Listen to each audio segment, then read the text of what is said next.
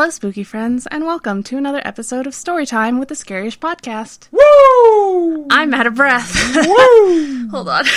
She just ran up the stairs. And why is she running up the stairs? She was carrying some beers. Yeah. Happy St. Patrick's Day. Y'all. We're both not wearing green. Cheers. I was wearing green earlier today. I'm not now. But yeah, I'm Robin Grace. This is Adam Diaz. Hello. And we're here to tell you guys some cool homegrown horrors. Indeed we are. What is a homegrown horror, you ask, Robin? Out of breath? Homegrown horror is a story that a listener has submitted to us that's either from them, a friend, a family member, that's spooky, creepy, paranormal, sometimes just coincidental and hilarious, sometimes true crime, that we have been given permission to share with you, wonderful viewers and listeners, which is exactly what we're going to be doing here tonight. If you have a story like that, Robin, where can they send them to? So, you can send them to our email, storytime@scaryish.com. You can also go to our website, scaryish.com. There's a contact us page. You can fill that whole form out, and it'll get to us that way. We also have a whole bunch of different social medias. So we have a Facebook, Twitter, Instagram. We get a lot of stories on Facebook and Instagram, which is super cool. We don't know how Twitter works, so just a lie. You can send it on Twitter, and we will see it. Yeah. So yeah. Cool. All right, good stuff. So I want to address a couple elephants in the room before we launch into the show. The first one is that today is St. Patrick's Day, and we released a topic episode today, as some of you know, and it was Superstitions Part 2. Well, actually, I guess there's a few things more. Part 2, "dua" doesn't mean two, apparently. So it isn't it like DEUX? Yeah. Yeah, that's like... Something totally, else entirely. Completely different. It's because of Hot Shots Part 2, and I didn't know how many people have seen that movie and would realize it was a reference to that. Anyways, aside from that, I had a superstition episode released on St. Patrick's Day, and my dumbass didn't talk about the superstition about pinching someone for not wearing green. That's funny. That's a missed opportunity on my part, and I'm saving it for Superstition Part 3. I'm just not even going to talk about it.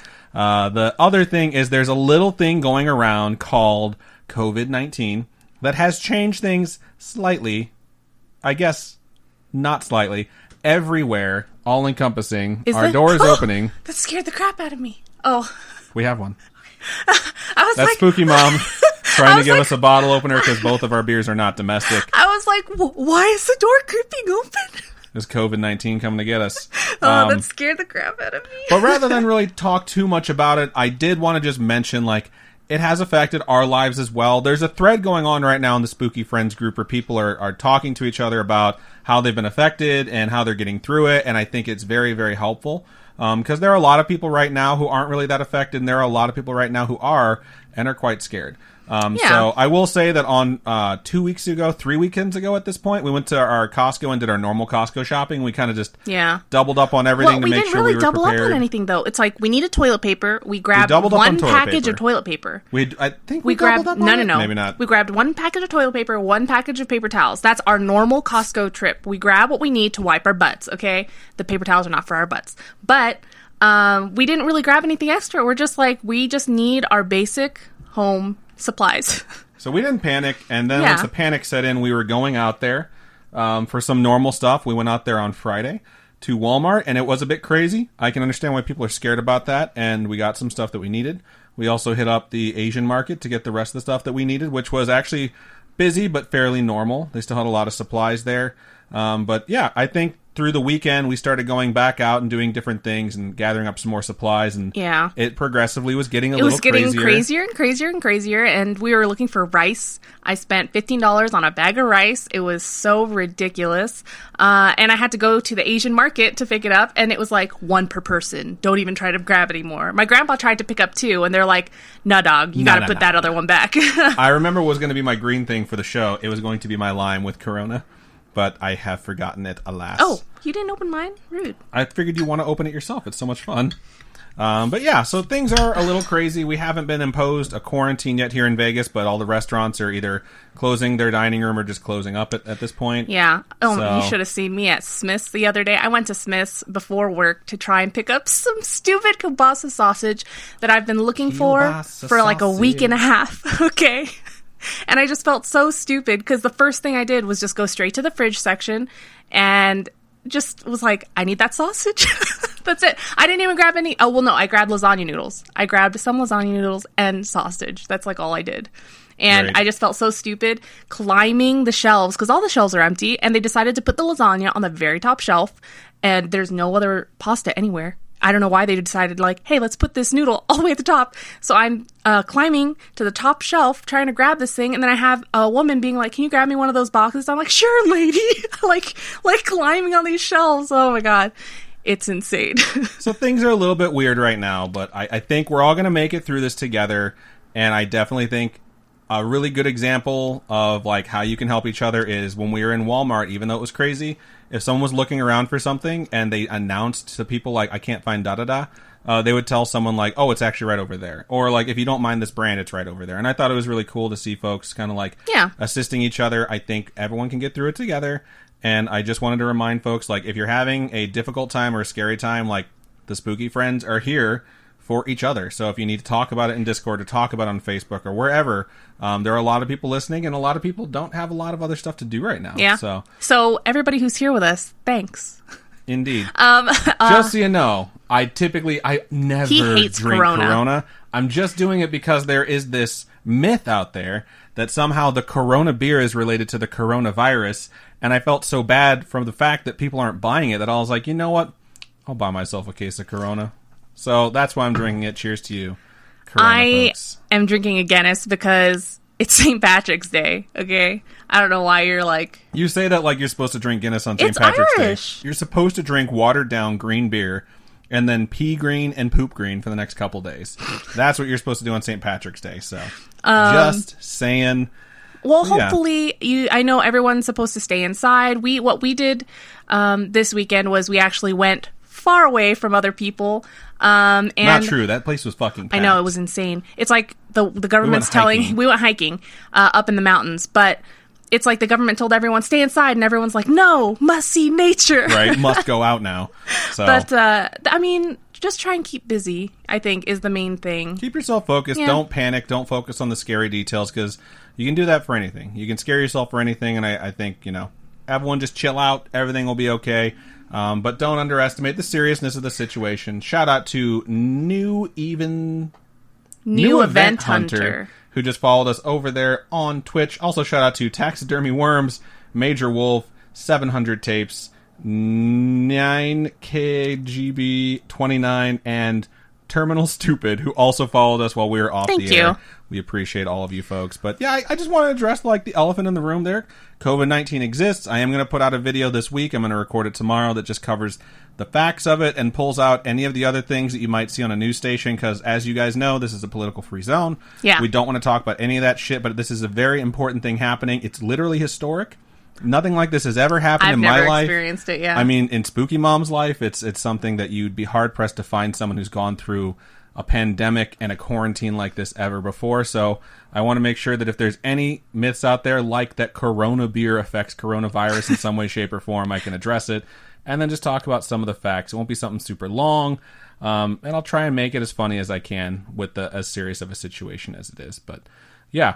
We have addressed that, so we're going to move into Homegrown Horrors, which, again, are the stories you wonderful folks have sent us. Robin, do you want to go first, or do you want me to go first? Let's have you go first. I don't know so what my stories are. You have a medium and a slightly long. I have a short and a long. Oh, so you want me to go first? No, it's totally up to you, however we're going to do this thing. So. Let me make my choice. Okay. Let's see. Robin is deciding right now. I'm going to take a sip of my beer. I know which story I would read. So you're going to go first. Okay, cool. That was a question, but okay, cool. She's going to go first. So everyone sit back, relax, and enjoy. Okay, so this first email of the night is from I'm Beef Trainer, who is in our shows every single week. Thank you so much. And the subject is Hauntus Campus. Wow, crushing it. No, right out I'm of the sorry. Gate. Haunted. I'm already drunk. A ridiculous accents was redeemed. I'm looking over and I see that Major Wolf said do an Irish accent. So it is St. Patrick's Day. How do you do an Irish? Oh, I guess I can. I don't know. We'll see. Do what you can. Work with it. Oh my god, this is going to be awful. Okay, so the story goes. Salutations, good Sir Adam and good Madam Robin. I don't even know. It's pretty funny you're supposed to be doing an Irish accent, and that's what was written on the email. My husband That's more like, oh wait, no, is that right? Just do it. Roll with it. Okay. Get in character. It doesn't have to be 100% accurate. My husband, I'm What's for Dinner, has been after me to write some of my experiences and send them to you. It's pretty good. It's pretty good. Keep doing it. So I thought this would be a good one to start with. And shout out to Emanon1588 who just donated 500 bits. Thank you so much. Appreciate you. And you're welcome to read this on the podcast. It's good, man. It's all right. I'm not good at this. Just keep going. You're crushing it. Has it been a minute? No, it hasn't. I used to work for a chemistry lab while going to school. I was mixing an acid solution in a fume hood with the safety glass pulled down far enough that only my hands in the middle of the forearms could fit.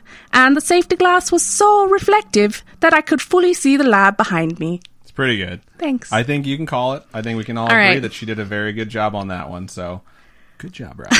It's very difficult. I don't know how people do accents. People are very, very pleased right now with you in chat. Really? So yeah, they're just like, God damn, that's good. I was the only one in the lab, and there were no lab classes going on at the time. I'm already terrified. She's going to see something in the reflection of the glass. It's got to be. Per the safety rules of the lab and the campus I was attending, I had all the doors to the lab locked. Nobody was able to come into the lab unless they had a key or a key code to enter, unless I actually went and opened the door to grant them entrance. Acid solutions are incredibly temperamental to mix safely. They heat up and will begin to boil if not carefully monitored. That is absolutely terrifying. Just like me. I know that doesn't make any sense, but I'm drunk. Oh my god, I've had 2 sips of beer. This email's about me. Oh my god. All right, so I knew what temperature to keep the solution below while mixing it. I had reached a point in which I needed to let the solution cool a little before continuing. While monitoring the temperature, I had glanced at the safety glass as I had heard a noise behind me and saw a figure of a male walking along the lab stations behind me. I'm quite used to having spiritual activities around me, and since I had heard him before seeing him, I was actually quite calm and just said, "Hello, sir. Are you the same being that's moved my equipment around on me so often in the lab before now?" There's another story to this that my mother, who has also worked with me previously as a chem lab assistant in the same school, was witness to in regards to this reference in my question. I never got a response, but knew that this male was frequently around the campus and very often in the lab with me whenever I was working or hiding in the lab office to study. Some background of the campus that I've been informed. It was a farmland that was donated by a gentleman. I have not been able to locate his name just prior to him passing away. Shout out to Lucy Quinn, who just donated 1,000 bits. Thank you so much. Also, shout out to Lucy Quinn, our new stream boss, because she has slayed McShake and Bake.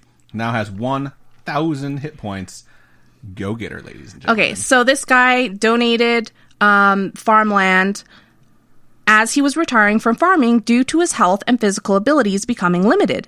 He wanted to give an opportunity to returning war veterans to get their college education without having to go too far away and uproot their lives further than the war had already done. That's amazing. And there were newspaper articles I found that supported the farmer's desire concerning the war veterans. That's really cool. That there's actual, news. Yeah. I'm quite sad that I have no idea of his name, especially since I could tell that he loved that land and meant no harm whenever he came around me while I was studying or working. That was the only time I saw his figure, and I feel that he didn't mean to let me see him. It was just a fluke of sorts that I happened to have seen his reflection in that safety glass while physically having had my back turned to him during his visit and passing through. Again, this is only a starter of my experiences. I have many more and will send them along once I've written them. Thank you so much, I Am Beef Trainer. Yeah, that's a really good story. It's just like something out of a horror movie where you just see the reflection of something that you know is not actually there because she has to unlock the door to let people in. So it's like, they don't belong there, I would not be calm. I would have freaked the fuck out. But no, I wouldn't be like, "Oh, hello, good sir. Have you been the one that's been messing with me?" I'd be like, "Demons!" Oh my god, I'm so excited. So I haven't checked a whole lot on the Facebook today except for that thread about how people have been dealing with COVID-19. But we had the superstition episode, and I said, guys, let us know your superstitions. We want to hear the ones that you have. And I went to work, and someone asked me, "Hey, what was your topic this week?" And I said superstition. And all my coworkers started talking about theirs. And my coworker, who's a 50-year-old Japanese guy, said that after a funeral, all of the people he know, before you're allowed to enter your house, have to have salt thrown on you. Like, they take a little bit of salt and they throw it on you, and that person goes in the house, and from the threshold, they throw salt on anyone who will enter the home to kind of like wash you off. It's not to like disinvite your relative. It's to disinvite anyone that might have like piggybacked with you home. That's kind of cool. I was like, that's pretty awesome. Like, I've never heard that one before. I can totally see that, where it's like you throw the salt and the ghost is like, you know, and it just hops out of you, but you don't realize it. I don't know. Who knows? Anyway. Good stuff. Cool. All right, I'm going to move on to my first story of the evening, and this one's subject is someone was in the bathroom, which is a weird and creepy subject, but kind of intrigued. It's fairly short, though. Okay. Starts out like this. It's Julian again. Hello. What up, Julian? And if you don't hear from me, it's good news. But just right now, I had a scary incident. I'm doing my rounds of my job that I described last email on the HQ building, the building with 8 floors, and I'm on the 5th floor. Still, I'm just far away from that room. I wish I remembered which room Julian's referring to, but we've had a lot of emails about folks that work with some form of maintenance or janitorial work that work in really creepy buildings, so I'm picturing all of those at once. All right, there's a bathroom, and I heard the water running in the sink and what sounded like someone washing their hands. The door was ajar, but not enough to see the sink. I assumed it was a detective that was using it, so I waited in the other room. Okay, so I feel like we're working in a police station now. I waited for 5 minutes, and still no one walked out. So I went and knocked on the door. No answer. So I opened it, and no one was there. I quickly turned off the water and ran out. I quickly went in to snap this picture, but I'm not doing that room tonight. I don't care. So let's look at the picture really fast. I don't think we can share it, but I'm pretty sure it's just going to be a picture of an empty bathroom, so let's just go ahead and confirm that really fast. It looks like a normal bathroom, looks pretty clean, and there is absolutely nothing in there. And there's like, it's like one of those bathrooms where it's not a bunch of stalls and a bunch of like it's just a urinals. single-person bathroom. It's a single-person bathroom, so if the water was on, it's weird that someone went in there and turned it on. I'm in the room that is one room away from where the bathroom is, and I'm feeling really uneasy. Scratch that. I'm now in the elevator lobby leaving this floor. Okay, now the 6th floor, and I'm feeling better. All right. It has to have been recent, so there's at least 2 other people here also doing their rounds, and none of them went to check. Not to mention clear sounds that someone was washing their hands. Although I didn't hear that before I opened the door. But still, Ghost Boy, you're wasting water and that ain't going green. Sorry if I wrote it weirdly. I'm writing this as it happened, and I have no one to turn to but you guys for this shit. Aww. Take care, you two. Thank you. I like that it was like a live journal almost of your spooky experience. It was like you dictated down, or you just dictated, I should say, transcribed whatever, like a Facebook Live event when you had something really creepy happen to you. I felt like I was there. I felt like I was the ghost washing my hands. So It's really fucking creepy when there's a room that you know no one can get in or out of unless they come through a door, and then you just don't find anyone. Well, it's like the story that we just read where someone came in, or she saw the reflection of someone when she had to unlock the door to let anyone in. It's just stuff that is terrifying when it doesn't make any sense, you know? Agreed.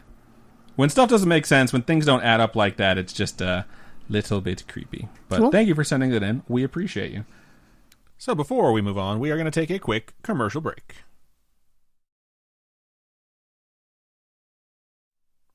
And we're back. Go ahead. All right. So this next story is titled Little Spooks. That was a really loud swallow. Oh, God. Okay. Hi, Robin and Adam. Hello. My name's Bailey. I am absolutely loving your podcast. Thank you so much. I discovered it last fall on Spotify and... Shout out to Spotify. Sorry, I was finishing my Corona. And have slowly been listening from the beginning. I'm super curious about the supernatural, but also kind of skeptical. I think that's a healthy middle ground. You know, you're curious, you want to know about more, but you're like, what if those are real? I think it's the best place to be. Take everything with a grain of salt, but don't be closed-minded. I'm agnostic, and it's the same type of attitude for spooky stuff, but also very easily scared. I'm scared of everything, so... I'm the kind of person who turns off the light and runs and jumps into bed at night. I get you, Robin. Thank you. That's so funny. I've never really had any spooky stuff happen to me, and I'm kind of okay with keeping it that way. My mom said she saged the house when we first moved in, which is nice. Anyway, the only supernatural story I can think of is a nice one about my cat. I love stories about people that still have their animals even I love after the supernatural animals are gone. stories. I love cat stories. Let's do this. My family has always had cats in the house, and my twin sister and I were allowed to name the two we got when we were very little. Naturally, kid gibberish turned into funky names, so we had Bugby and Digby. It's pretty fucking cute. Bugby was very playful and friendly, but Digby was very reclusive and only really liked my mom's. I have two, Mom and Bubba. That's cute. However, when I was probably 6 or 7, I'm bad at time though, Bugby ran away and disappeared because we were gone on a family vacation. In her absence, Digby became much more friendly. I loved her very much, and eventually she passed away when I was around 11 or 12 because of pancreatic cancer. Aw. That's so sad.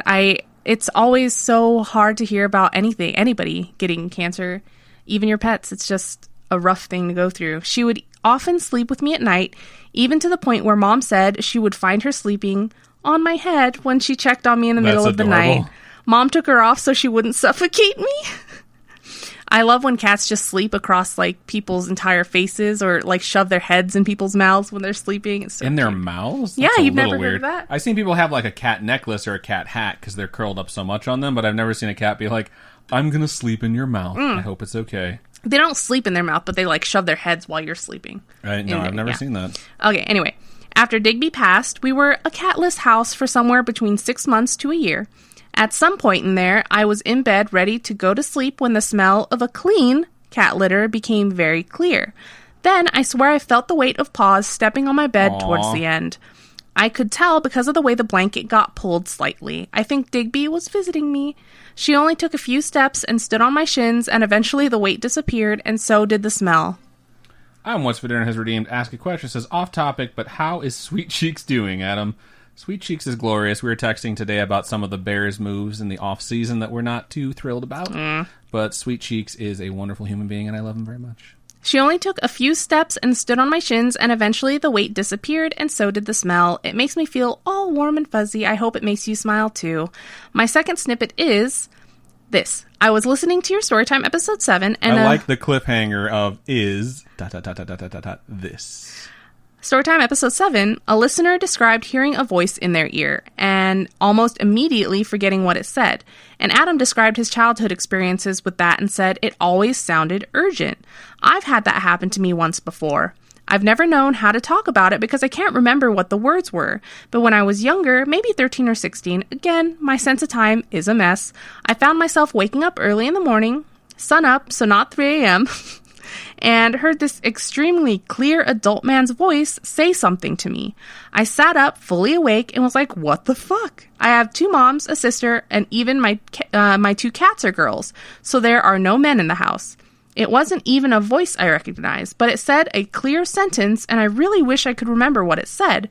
It wasn't threatening, but it did feel urgent, like Adam said. Super freaky. It never happened again. I'm a 2000 baby, so that gives you my age. Oh, so you're only 20 years old right now. That's God, it's so weird to think a 2000 baby is 20 years old. I feel instantly old. Hope this wasn't too long. Like I said, these are the only possible supernatural experiences I've had. But when I was younger, I convinced myself I could see ghost cats out of the corner of my eye.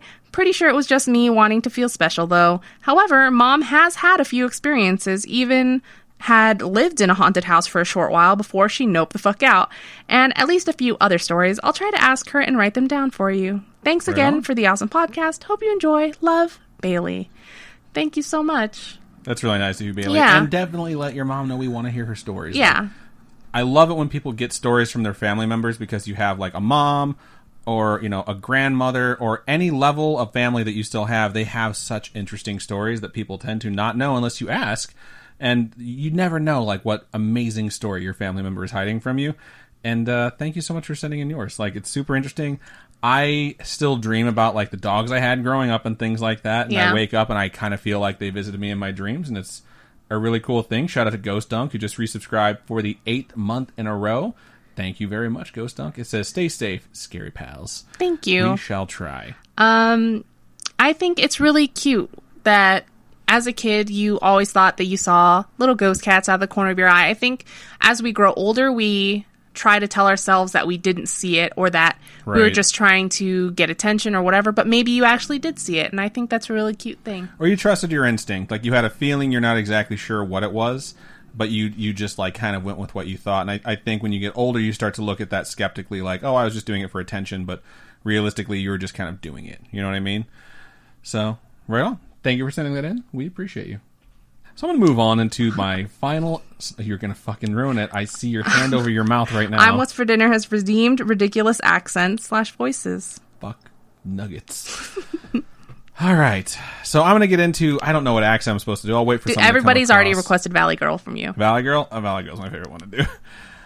All right. So I hope the people that listen that don't watch the stream don't hate this segment. And if they do, they just message us and let us know, like, can you just, like, cool it on the accents? But I think they might actually like it. So I'm going to give you the subject. Then when I start reading the email, I'll shift into Valley Girl. And if there are Valley Girls out there, I apologize that this is stereotypical. Try a drunk Valley Girl. I mean, that's the only Valley Girl I really do. Oh, okay, cool. So, all right. The subject is, I dreamt there was a man in my room and I knew it was too late for the podcast.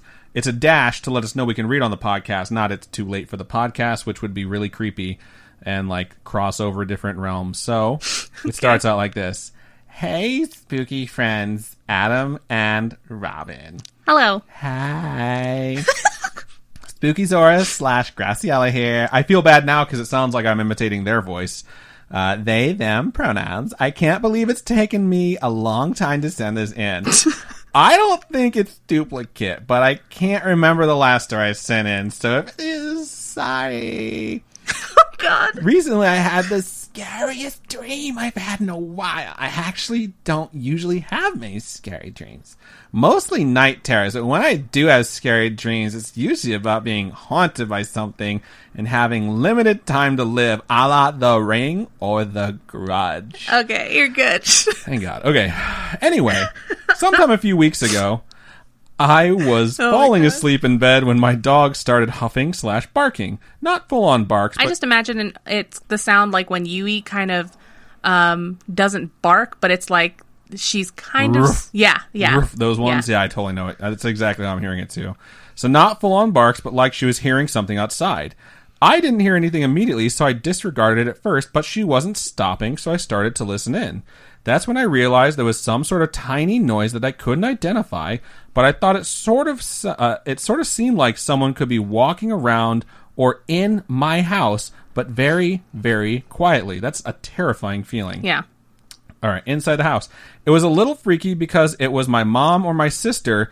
If it was my mom or my sister, they wouldn't bother to be quiet like that, but still I couldn't tell if it was inside or outside. I felt like I was laying there forever, trying not to breathe too loud so I could hear this noise, and also keeping my hand on my dog to try and get her to be quiet, because this whole time she was huffing quietly. Which is funny, because you can imagine, like, quieting down your dog, and it's like still wanting to do it. That video of the Shiba, that person who's, like, trains bark quieter. Shiba. Yeah, quieter. And it just... Yeah. Like, super, super quiet. Or they say, like, bark cute, and it's like... It's so adorable. Cute. Oh, God, I love dogs. Okay. All right, the dog is still huffing quietly. It's a very tense situation. Finally, the noise started getting louder, and I could tell it was outside by the side of our house and getting closer to my window. No. It wasn't until there was a clear animal chirping noise that I realized it must be a raccoon, and I calmed down a bit. But only a bit. I started falling asleep, and now that my dog was finally quiet and the nighttime critter seemed to move on, and the last thought I had before falling asleep was, quote, maybe I should get up and check my house just in case. That's when I think the dream started. Oh, God, no. So, in my dream, I did get up. I very clearly remember the way that I folded my covers off of me and putting my foot on the floor. I guess a clue that this was a dream in hindsight was that I didn't turn on any lights while walking through my house. Lights are always a huge trigger for me in my dreams. I would light switches? Yeah, light switches, like lights won't turn on or off. I would normally turn on every light that I could. So I left my room and went to look into my sister's room, my sister's old room, which is tiny and only really has a bed. Right now it's being used for storage, but when I looked into the room, in my dream, it was empty except for the bed. I remember thinking, this is wrong. There should be stuff in here. I moved on from her room and walked to the front of the house to look out the window to the street. I flipped up the folding blinds at the window and realized that I suddenly couldn't see anything. My eyes were open, but it was like everything was dull red, sort of like when you close your eyes during the day and look at the sun. It's like something was forcing you not to be able to see whatever it was. Yeah, it's like, I have that happen in my dreams too, where like my head is hung, and like I can't lift my head to look up, and it's like this terrible feeling like I need to run away from something, but I can't see where I'm going. So I'm trying to look outside and can't see anything but a dull red, and I guess I figure everything is cool, but I'm not alarmed or anything. I head back to my room to go back to bed, and before getting in bed, I lean down towards my dog to pet her and give her a kiss. That's when I hear the man. He had a really gruff but clear voice, and he said right in my ear, "Well, that wasn't very nice of you." What? I tried to scream, but I was so shocked that nothing came out. I scooped up my dog in my right arm and dashed to my door, but I closed it behind me when I went back to my room. I knew that there was no time for me to grab my door handle and open it inward before he reached me. My body slammed into the door, and my left side should have felt the pain of hitting the doorknob, but instead, I woke up. It made such an impression on me that I told my therapist about it later on, and some of the questions she asked me were really interesting. She asked me what he wanted, and I guess because it was my dream, the man in my dream was a part of me. Thinking about it a little deeper, she asked me why he said what he said, and I realized that he was upset at me because when I was walking through my house, I was being sneaky about it, and I guess I was being suspicious rather than trusting. Weird. Anyway, I hope you all enjoyed my dream. I hope I'm listening in it. I hope I'm listening in tonight. Hello, Spooky Zora from Past Me. Aww. And then it's signed off, Graciela. Thank you so much for sending that in. Like, it's really, really weird if you try and sit down and actually interpret dreams and what they actually meant. Emanon says, I am redeeming a deep breath. Thank you. Executed to perfection. But yeah, like I have a few friends that always want to talk about the things they dreamt and what they mean, and for me a lot of times it's whatever like thought was floating through my head like right before then, and it jumps around so much I can't really pinpoint the meaning of something, but I can start thinking about like there was a theme of the day that wound up carrying over, and like we talk about it sometimes too, like it's because we talked about this earlier in the day that this wound up cropping up into my dream, you know? Yeah. And it's just so bizarre to try and analyze something that you just have such a hard time remembering. So have you ever had like a dream that specifically stood out where you woke up and you're like, I know exactly what happened. Yeah. It's mostly, for me, those are mostly when I have really scary night terror-ish ones where I'm just like, you can't forget because it scared you so much. Right. So, yeah. It's a loud motorcycle. Residential area. Whatever. All right. Thank you so much, everyone who's joined us for the episode tonight. If you're listening on our regular episodes, please join us each week Tuesday at 6:30 p.m. Pacific Standard Time. We record our Storytime episodes live, and it's really fun to get to know everyone and kind of chit-chat about what's going on in everyone's lives, and you guys get to know us a little bit better, and I just think it's fun. Yeah, we have a game of marbles, a couple races at the end of each episode, and it's just an opportunity to win some free merch from us, and I think it's pretty cool. So yeah, if folks wanted to support us monetarily, Adam, how can they do that? They can go over to patreon.com/Scaryish podcast. Those are monthly donations that you can sign up for, starting at as low as $1, which grants you early access to all of our stuff, going all the way up to a lot of monies. And there's a lot of spots in between that get you a bunch of different things. Dollar shot color. They definitely help us out. They definitely help produce things for the show that get better and better and better. In addition to that, you can go over to coffee.com/Scaryish podcast, which is ko-fi.com/Scaryish podcast. Those are one-time donations that go to upgrading our studio setup. We actually just switched out our lights, which are just normal lights and a ceiling fan, from the regular yellows to the white LEDs because it doesn't clash as much with our other lights, and we think it actually worked out quite well. It was a very cheap upgrade that is made possible by the fact that we get these donations. It's not like we don't need massive donations, and Spooky Mom obviously, but like little tiny things all add up. They all really help. We understand that people right now are hurting for money, so there's never an obligation to donate, but every little bit helps. And we sincerely appreciate every single thing. Robin, for folks who wanted to send us their stories for the Storytime episodes, how can they do so? So you can send them to us at storytime@scaryish.com. You can also send them to us via our website. If you go to scaryish.com, check it out. Got a lot of stuff on there. Our episodes get posted there. I gotta sneeze. Hold on. Quarantined. Shut up. Check out our website. Lots of cool stuff on there. And go to our contact us page. There's a whole form you can fill out, and we get the email that way. You can also message us on Facebook. Facebook.com/Scaryish podcast. And Twitter. We got a Twitter. We got Instagram. You can Twitter's at send it to us Instagram wherever. is at Scaryish Podcast. Yeah, just send it to us wherever, whenever. We'll be together. We're meant to be together. So yeah, I think that's just about everything that we have for Storytime number 110. Thank you so much for everyone who watched. Thank you so much for everyone who listened. We appreciate every single one of you. So Robin, go ahead and sign us out. Keep on creeping on, and we'll talk to you guys later. Bye-bye.